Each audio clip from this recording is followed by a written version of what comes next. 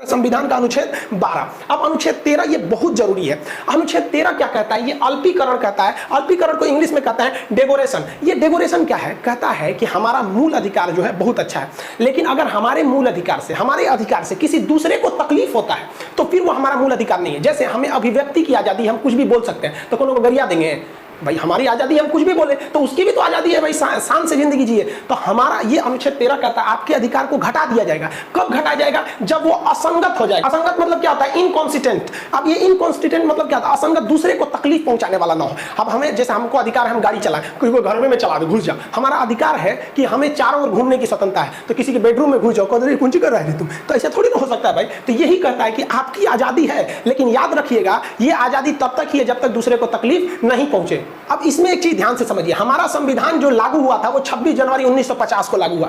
ये अनुच्छेद 13 कहता है कि इससे पहले बहुत सारे कानून बने थे, वो कानून अभी भी लागू रहेंगे। जैसे हमारी आईपीसी की धाराएं वगैरह वो 1860-61 की बनी हुई है सर, वो अभी भी लागू रहेंगे। यानी संविधान के बनने से प्री कॉन्स्टिट्यूशन पहले भी अगर कोई कानून बना हुआ है तो वो लागू रहेगा, बशर्ते वह कानून वर्तमान संविधान में दिए गए मूल अधिकार को डिस्टर्ब नहीं कर रहा हो। जैसे पर्सनल लॉ। अब ये पर्सनल लॉ क्या होता है? तो हिंदू मुस्लिम के लिए एक अलग अलग कानून है, पर्सनल लॉ है कि इसमें हर चीजें अलग अलग लिखी गई हैं। तो इसी पर्सनल लॉ में है कि भाई मुसलमान पे एक शरिया का कानून लगेगा, उसमें इस्लामिक कानून लगेंगे। हिंदू धर्म में भी है, कुछ हिंदुज्म के कानून है जो मुसलमानों पे नहीं लगते, मुसलमान के कानून हिंदू पे नहीं लगते। इसीलिए ना गवर्नमेंट कह रही है कि हम एक समान सिविल संहिता लाएंगे, एक समान कानून लाएंगे जो हिंदू मुस्लिम दोनों फॉलो करो। अब इसी कहा गया है कि जैसे पर्सनल लॉ, चलिए अच्छा है, ये इसमें कोई छेड़छाड़ नहीं करेगा। तो अनुच्छेद 13 कहता है कि पर्सनल लॉ में छेड़छाड़ नहीं किया जाएगा। अब इसी पर्सनल लॉ में था 3 तलाक। अब 3 तलाक में सायरा बानो ने केस कर दिया सुप्रीम कोर्ट में। अब सायरा बानो केस किया तो यहां से मौलाना लोग पहुंच गए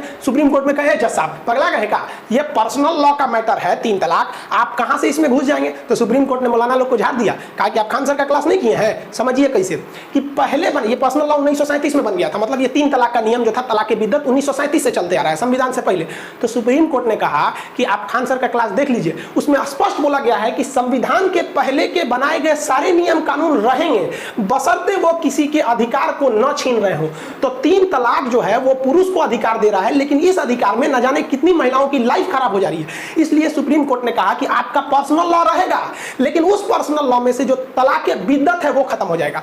अब देखिए, जनता को लग रहा है 3 तलाक खत्म हो गया, अभी भी है। तलाक 3 टाइप का था, तलाक हसन, तलाक अहसन, तलाक बिद्दत। तो तलाक बिद्दत जो था वो असंवैधानिक था, उसे दिया गया है, खत्म किया गया, ना कि 3 तलाक है। ये आगे अनुच्छेद 25 में समझाएंगे, अभी तो अनुच्छेद 13 है। यानी ये जैसे पहले देखिए, पहले कानून था, एक एजुकेशन एक्ट आया था भारत में कि जो छोटे जाति के लोग रहेंगे, दलित रहेंगे, वो क्लास में घुस के नहीं पढ़ेंगे, वो बाहर पढ़ेंगे। अब आप बताइए, आज वो कानून पहले जो था अभी लागू रहेगा? खत्म कर दिया गया। तो ये अनुच्छेद 13 यही कहता है कि पहले के कानून जितने भी हैं वो लागू रहेंगे, बशर्ते अभी के कानून को वो तकलीफ नहीं पहुंचा रहे हो। तो ये 13 बहुत जरूरी है। और ये कहता है कि सरकार भी ध्यान रखेगी कि बाद में भी ऐसा कोई कानून ना बनाए जो उसके मूल अधिकार को छीन रहा हो। अब पता चला सरकार बाद में कानून बना देती है कि आप चारों ओर नहीं घूम सकते हैं, सरकार के सवाल नहीं उठा सकते। तो रे सरकार, ये ना पढ़ रहे हो अनुच्छेद 13 कि आप न पहले का ऐसा कोई कानून, ना बाद में ऐसा कोई कानून। ये है भीमराव अंबेडकर, इस पर बहुत बड़ी बहस चली थी अनुच्छेद 13 को लेकर। आप सोच सकते हैं कि कितनी बेहतरीन ढंग से संविधान लिखा गया है। संविधान के बारे में एक शायर ने क्या कहा